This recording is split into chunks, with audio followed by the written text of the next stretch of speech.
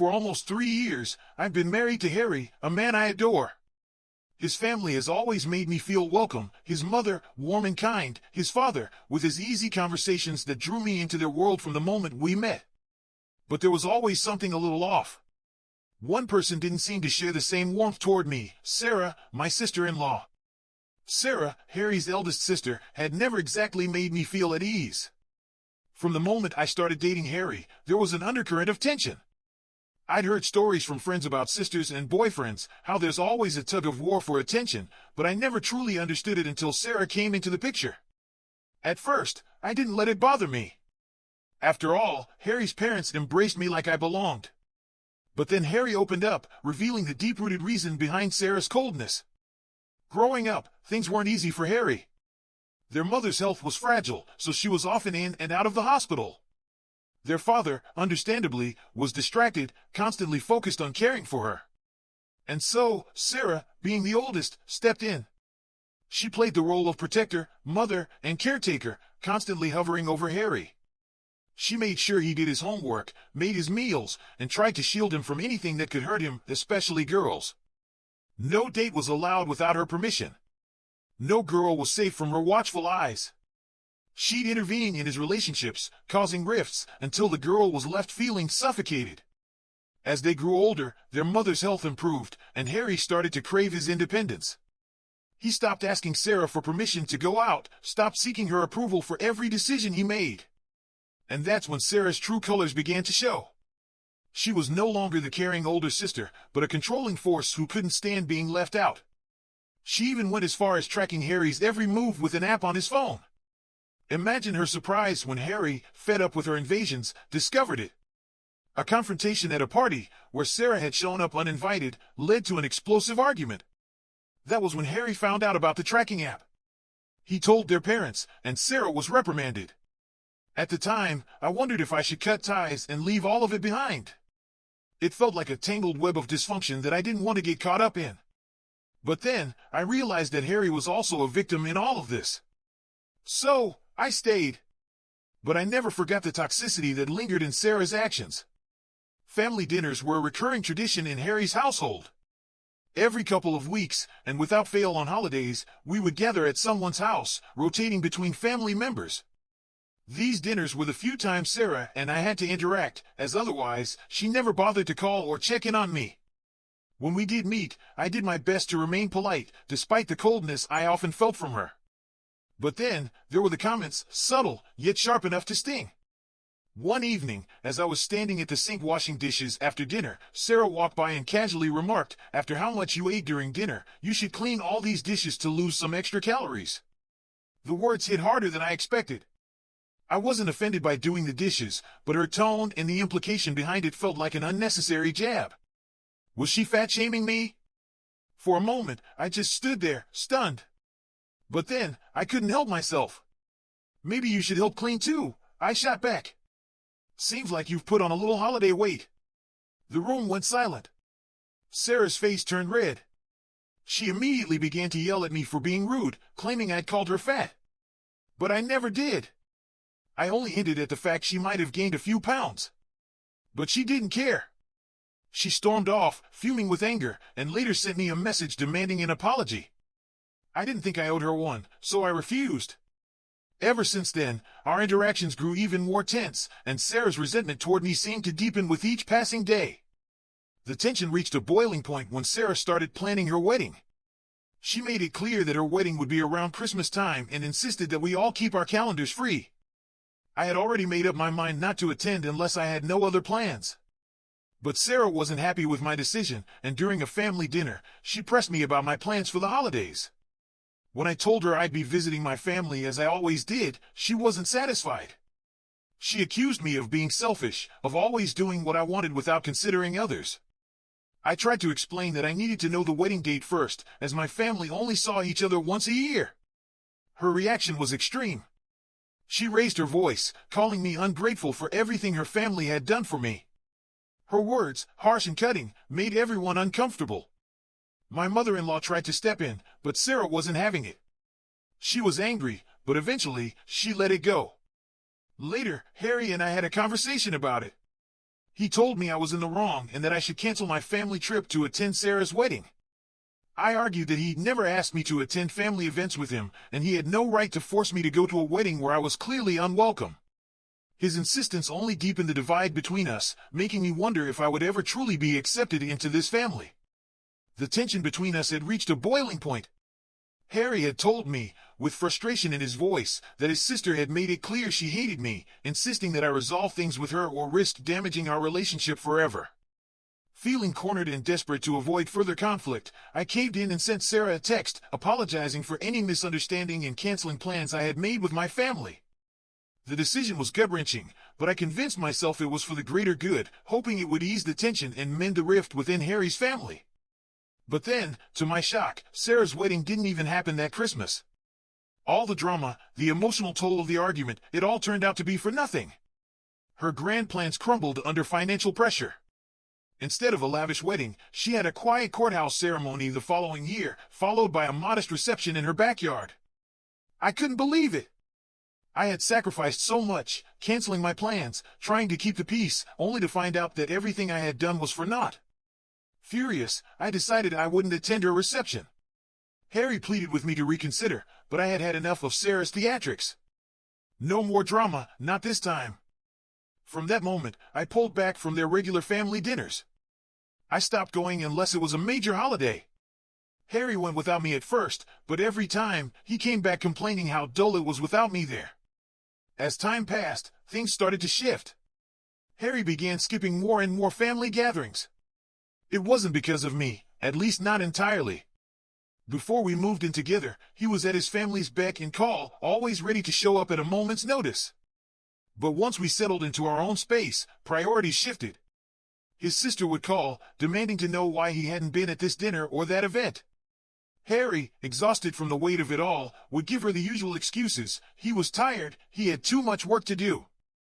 But then, whispers started circulating.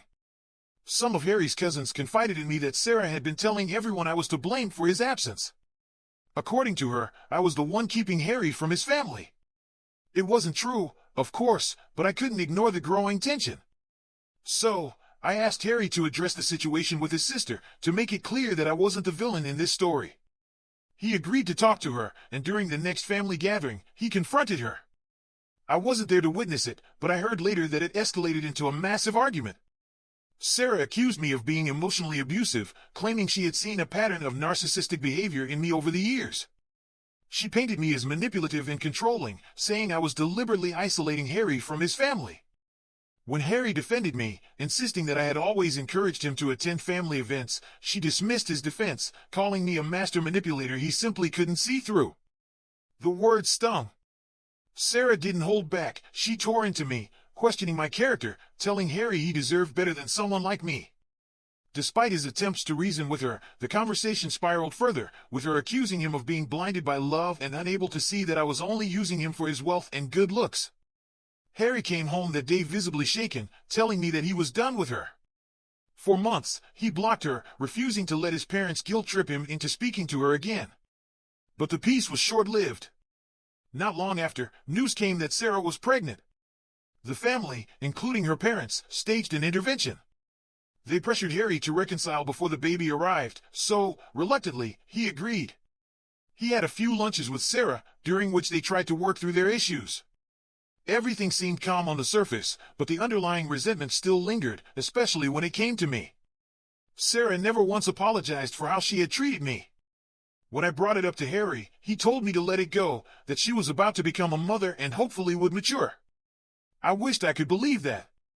But after Sarah gave birth to her son, her neediness only grew. She started calling Harry frequently, asking him to babysit her baby so she and her husband could work. She'd claimed it was the least he could do as a brother, pushing him to take care of his nephew.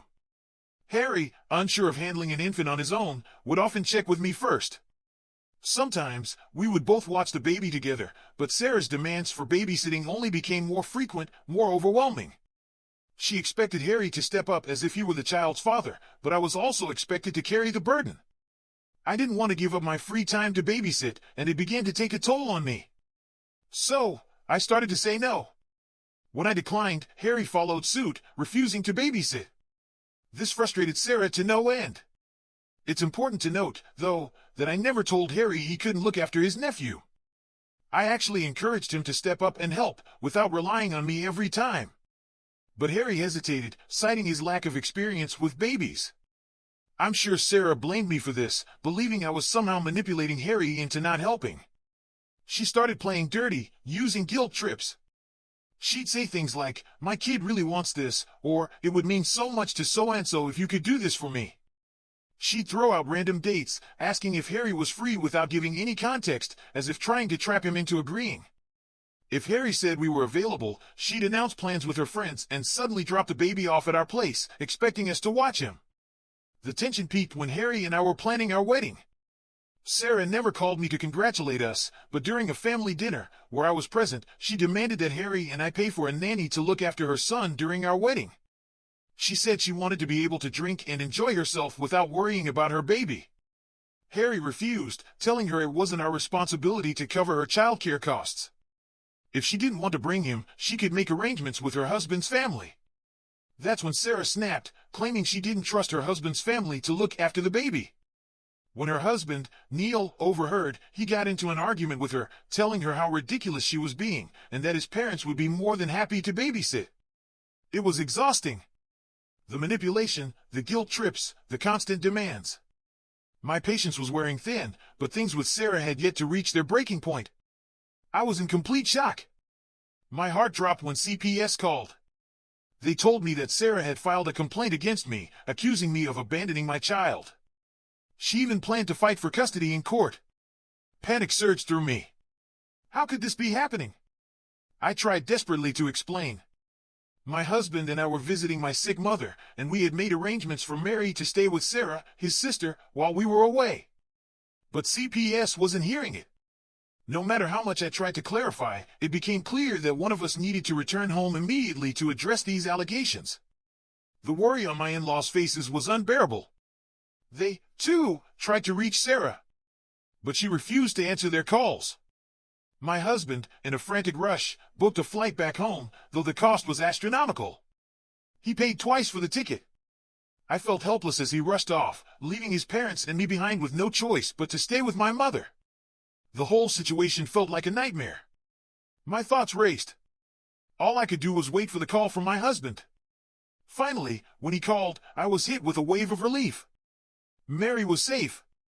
She was perfectly fine. She hadn't been harmed. But that wasn't enough to calm me. On the one hand, my mother's hospitalization had already taken a toll on me. And on the other, the realization that my sister-in-law had done this, tried to take my child away, left me seething with anger. My in-laws and I pressed my husband over and over again for an explanation, but he only reassured us that once we were back home, he'd deal with the situation. Still, my frustration grew. I couldn't stay at my mother's side for the full week under these circumstances. So, after days of turmoil, I decided to fly home with my father-in-law and mother-in-law. I was overwhelmed. I couldn't stop thinking about Sarah. What had driven her to make such an accusation? If I ever saw her again, I couldn't promise I'd hold back my anger. But my husband kept telling me to wait. He insisted that I would understand once everything was explained. Yet, no matter how much he tried to reassure me, I couldn't shake the feeling that he wasn't taking this seriously enough. And that only deepened my frustration. Was I wrong to feel this way? Was I overreacting? Or had Sarah really crossed a line that could never be undone? It's been 4 days since I last updated. I'm finally going back home today. My mother is still in the hospital, but her condition is improving, though it's slow. I won't share specific details about her health, but she's hanging in there. Once I know that Mary is doing okay, I'll consider returning to my mother if things settle down. I'll keep you all updated. I also want to clear up some things regarding my husband. I've seen some concerns about his ability to care for our daughter. Let me make this clear, when my husband was younger, he was tasked with babysitting his nephew because of Sarah's demands. But he's grown so much since then. I have absolute faith in him. He is a wonderful father, deeply devoted to Mary. He cares for her with such love, attentiveness, and care. He's not the reason for this mess. Let's not place blame on him for something his sister did. For the last 4 days, my in-laws have been trying to get in touch with Sarah and her husband. But they've refused to answer their calls. Honestly, I don't know what to make of it. It feels odd, but I wanted to update you on that. A week has passed since my last post, and I've received so many messages from all of you asking for an update. I know there's been a lot of anxiety surrounding my situation, but I need everyone to take a breath. I want to assure you that my husband and daughter are both safe. Nothing has happened to my child. She's happy and playful, just like usual. When we all finally sat down to talk, my husband, Harry, explained what had happened. He told us that the reason we couldn't reach Sarah was because she had been admitted to a psychiatric hospital. I was floored. My mother-in-law looked genuinely concerned, and we all sat there processing what we were hearing. Apparently, Sarah had been fixated on the idea of having a daughter for months, something I had noticed but never fully understood. But what I didn't know was that, on the day we left Mary with her, she saw it as an opportunity to take our child. She planned to go to court to fight for custody. At first, Sarah had told Neil, her husband, about her plans, but he didn't take her seriously. He thought it was just some strange joke, because who in their right mind would even think of such a thing? But then she filed the complaint, and everything spiraled out of control. Harry had to rush home to explain the situation to CPS. Once they heard everything, they warned Sarah firmly, telling her to never make false claims again. Afterward, Harry confronted Sarah. He couldn't believe his own sister had done this. Sarah, in her defense, justified her actions. She told Harry that she had watched me for months and believed that I wasn't a good mother because I didn't hug or kiss my daughter enough.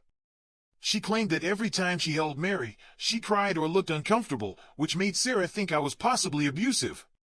Harry was furious when he heard this. He told her she was being unreasonable, and her obsession with our daughter was not healthy. She kept insisting that she deserved to have Mary, but Harry shut her down, telling her how wrong it was to call CPS without proof. Eventually, after hours of talking, Sarah broke down and admitted that she wasn't in the right state of mind. She confessed that she had fantasized about taking our child away from us, all because she had always wanted a daughter. Even Neil was shocked by the extent of her struggles. In the end, he packed her bag and drove her to the hospital for treatment. That's why she hadn't been answering anyone's calls for days. Neil finally called my in-laws, apologizing for not picking up the phone and saying he wanted to clarify everything in person. Since then, Neil has been staying with us. He works long hours, so we've welcomed him into our home to make sure he has support during this tough time. Now that everything is explained, I can understand why Sarah did what she did. But it's still a lot to process. It's so overwhelming. I'm still at a loss for words. My wedding dress. I could still see it in my mind, the delicate fabric, the intricate lace, the dream I'd held onto for so long. I couldn't wait to share it with my loved ones, especially Sarah. Excitedly, I showed her some pictures. But when she looked at them, her words felt like a slap across my face. She didn't see the beauty in the dress like I did. Instead, she scoffed, calling it all a waste of money. Her voice rang out, boasting that she had been clever enough to marry in court, a decision she prided herself on. But my mother-in-law, ever the peacemaker, stepped in gently. She reminded Sarah that she didn't really have any other option but to get married at the courthouse. Finances were tight, after all. Sarah didn't take kindly to that. With a sharpness that felt almost rehearsed, she insisted that she could have chosen another venue but opted against it, claiming she didn't want to waste her husband's money. And then, as if the sting wasn't enough, she turned to me. "Not every woman," she said, "can make the sacrifices I did." I held my composure. With quiet confidence, I explained that Harry and I were both contributing equally to the wedding expenses. I wasn't relying solely on him, I told her. In fact, I was being an even better wife by sharing the responsibility. Her face twisted with frustration. The rest of the evening passed with her sulking in silence, her childish scowl practically burning through the room. Then came my bachelorette party in Vegas, a weekend full of laughter, dancing, and memories with my friends. We posted plenty of pictures, the joy practically radiating from every shot. But Sarah, always lurking with her judgment, had something to say about that too. She accused me of having hooked up with someone there. Her reasoning? No self-respecting woman would party and drink so much before her wedding. Never mind that her own brother had done the same at his bachelor party, with plenty of alcohol and late-night antics. During our rehearsal dinner, Sarah, as always, took the opportunity to make a spectacle. She loudly expressed her thoughts, questioning why I had chosen to party in Vegas, insinuating that I could have opted for something more subdued closer to home. I couldn't hold back a laugh at her ridiculousness. I calmly explained that it was my money funding the trip, and I saw no harm in enjoying myself before the big day. But even as I spoke, I could see the irritation brewing behind her eyes. On the morning of our wedding, as I was getting ready, I was hit with a wave of shock. My mother-in-law walked in with a look of concern on her face. Sarah, she told me, had sent her a photo of the dress she planned to wear. And there it was, an off-white gown that was nearly indistinguishable from a wedding dress. The anger swelled inside me, threatening to spill over. What kind of person would wear something so close to the bride's attire at someone else's wedding? I knew exactly what Sarah was doing, and it sickened me. My mother-in-law explained that she had tried to intervene. She'd even sent Sarah messages asking her to change, but Sarah had refused, claiming she was already on her way and couldn't turn back now.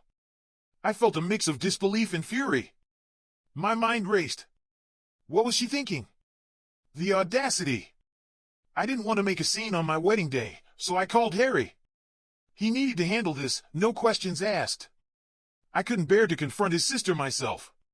Within moments, Harry and his father took control of the situation. They rushed out, buying a new dress for Sarah, demanding that she change before entering the venue. Finally, it was taken care of, but I couldn't just forget what she'd done. The damage was done.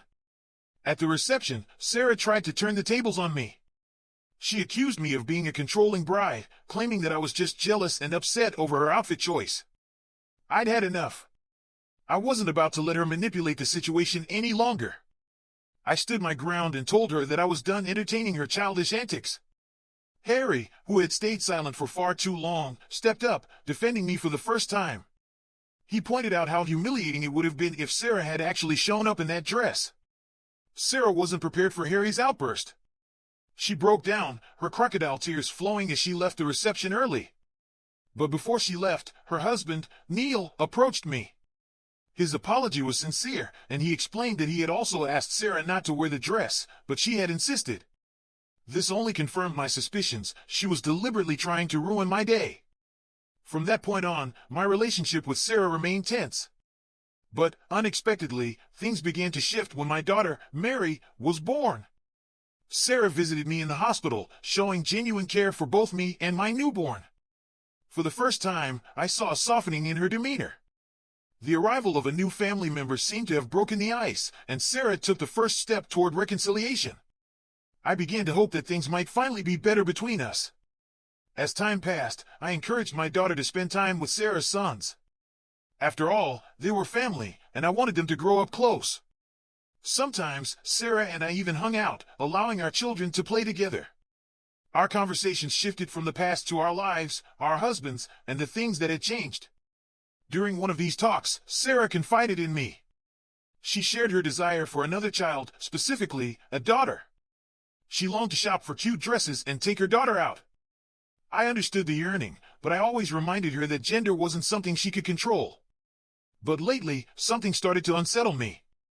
I began to notice how Sarah would always shower my daughter with affection at family events, hugs, kisses, the kind of gestures that my daughter, admittedly, wasn't as comfortable with. She would squirm, starting to cry. I didn't think much of it at first. But now, with everything that had happened, I couldn't ignore the uncomfortable feeling growing inside me. Something was off. Then, the call came. My mother had fallen ill and was in the hospital, and my father was struggling to care for her alone. Harry, my in-laws, and I planned a trip to visit, though Harry and I would stay longer while the others returned sooner. I didn't want to take Mary with us, knowing we'd be in the hospital all day. But Harry, ever the helpful one, offered to ask his sister for help for those 4 days. To my surprise, Sarah eagerly agreed. Before we left, I gave her a list of things Mary was allergic to, and she reassured me everything would be fine. Little did I know, that reassurance would soon be shattered. As we waited to collect our luggage after landing, my phone rang. An unknown number. I answered, assuming it was the hospital calling. But the voice on the other end wasn't a hospital representative. It was Child Protective Services. The pounding in my chest grew as they demanded to know where we were and why we had left our daughter in someone else's care. The panic I felt was overwhelming. What had Sarah done? What was going on?